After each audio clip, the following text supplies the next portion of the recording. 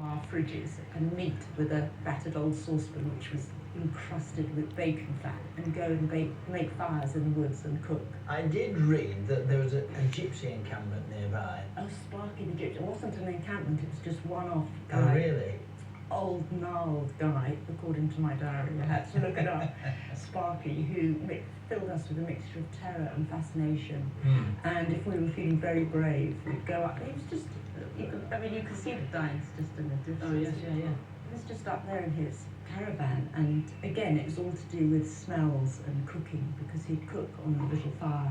And if we were very brave, we'd nick stuff from home and take him some bacon and stuff, and then we'd sit with him while he cooked it and told us it was something out of the famous Five. It was extraordinary.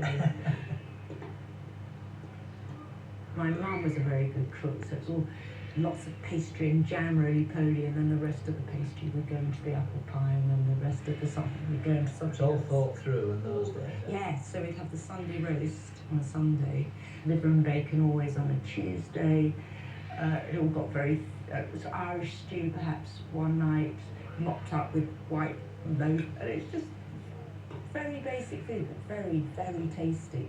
But I have to say, when we were about 12 or 13, cordon bleu cards came free in some magazine. Oh, right, yes, on yes. a Sunday. Yeah. And I played it on this cordon bleu card. Mum started getting very, very ambitious with her cooking, which was fantastic. Obviously, suddenly we got a bit more exotic. Well, I was going to say cordon bleu, Yeah. and the way you've described your food habits, your food experience, it Chalk is and another, cheese, exactly, it's another step up. cream, there's all sorts of What things. kind of dishes do you remember that worked well? Or... Chicken liver pate. Right, yes, yes. Which is very popular. A lot of beef bourguignon, Oh, and yes. sort of things like that. But it wouldn't be a tennis club if we didn't actually have a berry or a strawberry. I don't know if you're a strawberry fan. These are local Oh, strawberries. they do look local. They look quite different, don't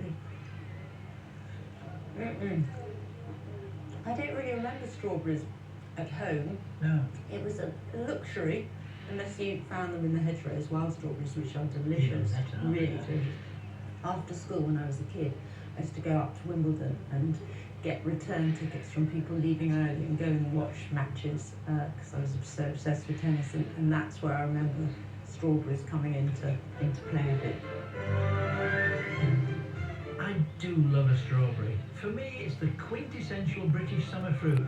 And when they come into season, they're always a reminder that Wimbledon Fortnight is just around the corner. Every single day during the tournament, visitors get through over 8,000 punnets of them.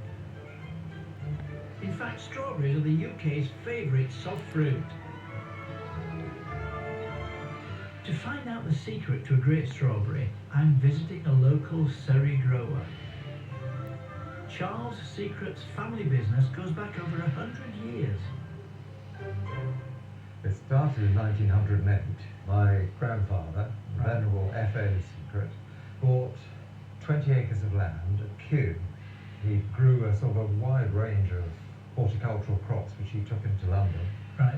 I think at the height of his sort of business prowess, he had 6 farms on the go. When Charles took over the business, he was one of the first farmers in Surrey to try a new craze that came over from America in the 1970s. Pick your own. It was all about strawberries. You would grow your field of strawberries and just open the gates, and miraculously the hordes would come in and pick you out. It was very, very But as I remember, because I used to go, it was a family day out almost. Yes. Loads of us would go, loads of mums, loads of kids, Yes, have a great day in the countryside, yeah, eat a couple, yes. and then pick those Naughty. and take them home. Well, Yeah. Got to try them first. I agree. You still have to bend down to pick them up. Well, some people do, but an awful lot of strawberries are now being grown out of the ground or on raised beds. You'll see here we grow tabletop strawberries, so the strawberries are grown like 3 foot off the ground.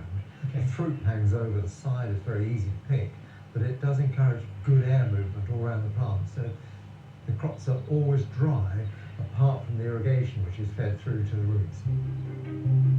Innovations like these have helped British strawberry production to increase by 36% in 5 years.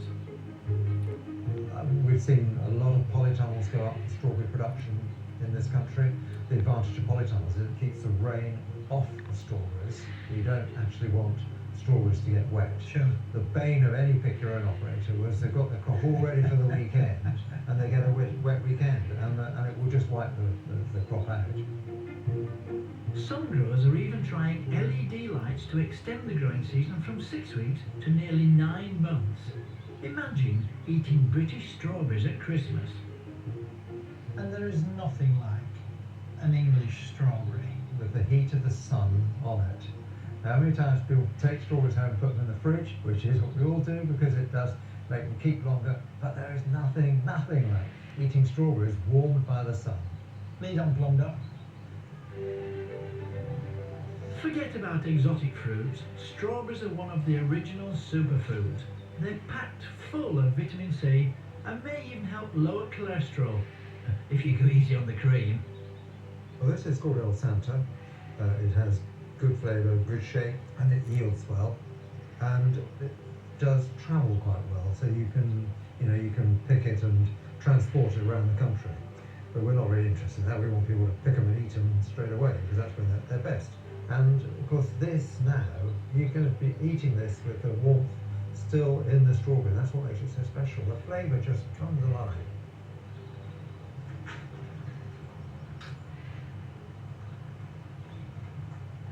It's so sweet.